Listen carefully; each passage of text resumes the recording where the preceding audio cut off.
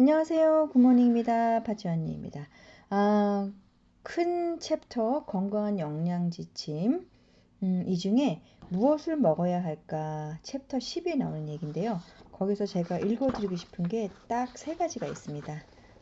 보충제 부분을 읽어드릴게요. 일단 비타민 B12 보충제, 그리고 하루 종일 실내에서 생활하는 사람이나 북부지방에서 사는 사람이라면 비타민 D를 복용하라고 권고한다.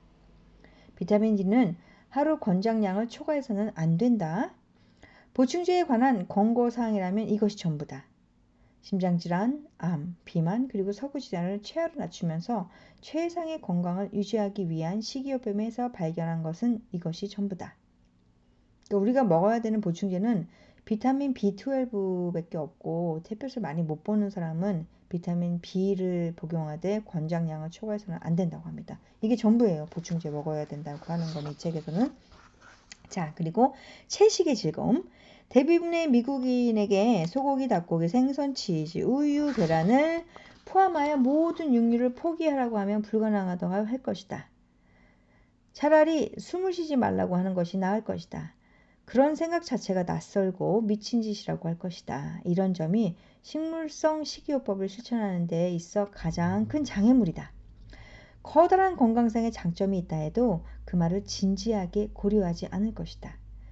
만일 당신도 이런 사람 가운데 하나라면 식물성 식이요법의 장점에 호기심은 일지만 육류를 포기할 수 없다는 생각이 마음속 깊이 박혀 마음을 바꾸지 못할 것이다. 하지만 시도는 해보아야 한다. 한 달만 시도해보라. 평생 치즈버거를 먹었는데 한 달 동안 그것을 먹지 않는다고 해서 죽는 것도 아니지 않는가? 한 달은 충분하지 않지만 다음 네 가지를 알게 되기에는 충분한 시간이다. 1.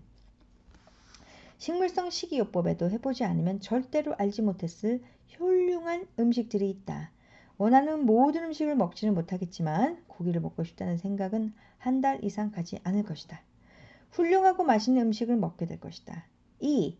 채식이 그렇게 나쁜 것은 아니다.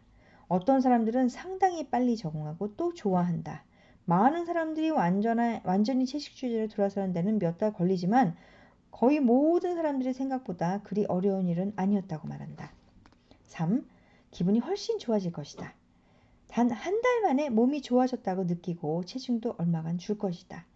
채식을 시작하기 전과 후에 혈액검사를 받아보도록 하라. 믿기 힘들겠지만 한 달 만에 크게 좋아질 것이다. 4. 가장 중요한 것은 채식 생활이 불가능한 것은 아니라는 것이다. 채식을 좋아하게 될 수도 있고 좋아하지 않을 수도 있지만 한 달 동안의 시험 기간을 거치면 최소한 가능한 일이라는 것을 알게 된다. 선택하기만 한다면 할 수 있다. 식습관 바꾸기 부분을 읽어드리겠습니다.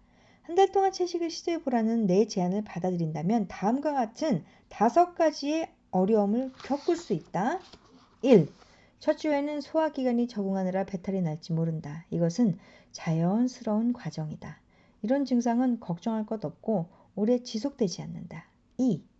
새로운 식생활에 적응하기 위해서 얼마간 시간이 필요하다. 심장질환과 암 역시 시간이 걸리게 될 것이다. 새로운 요리법을 배워야 하고 새로운 요리를 기꺼이 시도해야 하며 새로운 식당을 찾아야 한다. 이 맛에 주의를 기울이다 보면 정말로 즐길 수 있는 음식을 찾아낼 것이다. 3. 심리적으로 적응해야 한다. 우리는 접시에 고기가 없으면 진정한 식사가 아니라고 생각한다. 특히 저녁 식사는 더욱 그렇다. 이런 편견을 극복해야 한다. 4. 전에 자주 가던 식당을 갈 수 없고 만일 식당에 간다고 해도 같은 음식을 주문할 수 없을 것이다. 5. 친구, 가족, 동료들이 응원하지 않을 것이다. 그 이유가 무엇이든 많은 사람들이 채식주의자가 되려고 하면 위협감을 느낀다. 첫 달을 무사히 넘기기 위한 몇 가지 조건. 장기적으로 보자면 채식이 육식보다 경제적인 면에서 비용이 덜 들지만 처음에는 이것저것 시도해보느라 돈이 든다. 하지만 그만한 가치가 있는 일이다. 잘 먹어라. 외식을 한다면 채식을 제공하는 식당을 찾아다니라. 종종 소수민족 식당에 가보면 최상의 채식 음식을 제공할 뿐 아니라 맛도 기가 막힌 경우가 많다. 충분히 먹어라. 건강상의 목표 중 하나는 체중 감소일 것이다. 채식을 하다 보면 분명히 그렇게 될 것이다. 하지만 배고픔을 참지는 마라. 무엇을 하든 배가 고픈 채로 하지 마라. 다양하게 먹어라. 여러 가지 음식을 먹는 것은 필요한 영양소를 얻기 위해서뿐만 아니라 음식에 대한 흥미를 유지하기 위해서도 필요하다. 핵심은 채식이 큰 즐거움과 만족감을 준다는 것이다. 하지만 이런 전환을 이루기까지가 어렵다. 심리적인 장벽이 있고 실질적인 문제도 있다. 이것은 많은 시간과 노력이 필요한 일이다. 친구나 가족에게 지지를 받을 수 있는 것도 아니다. 하지만 이로 인한 장점은 거의 기적에 가깝다. 그리고 일단 새로운 습관이 형성되면 이것이 얼마나 쉬운 일이었는지 당신도 놀라게 될 것이다. 오늘 여기까지만 읽어드릴게요. 저도 거의 사실은 야채 중심으로 먹고 살고 있습니다. 꽤 됐고요. 훨씬 좋은 것 같아요. 그리고 저는 심리적상, 신체 건강상 참 건강하다고 생각하고 있고 제 몸 안에는 암이나 이런 것이 없다라고 스스로 되게 많이 믿게 되는 것 같아요. 왜냐하면 건강한 음식을 건강하게 먹고 살고 있으니까요. 이 책은 아까 지금 말씀드린 것처럼 사실 고기를 좋아하는 사람이 고기를 끊는다는 거는 굉장히 어렵고 불가능한 일인 것 같지만 저는 딱 이렇게 생각하면 되는 것 같아요. 병원에서 일하다 보니까 암을 진단을 받아서 수술을 하고 항암 치료를 받는 것보다는 반드시 쉬울 것이다 라는 생각을 하고 있습니다. 자, 오늘 좋은 하루 되시고요.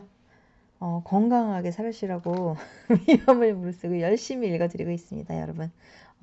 행복한 하루 되시고요. 많이 웃으세요. 그러면 건강해지십니다. 좋은 하루 되세요.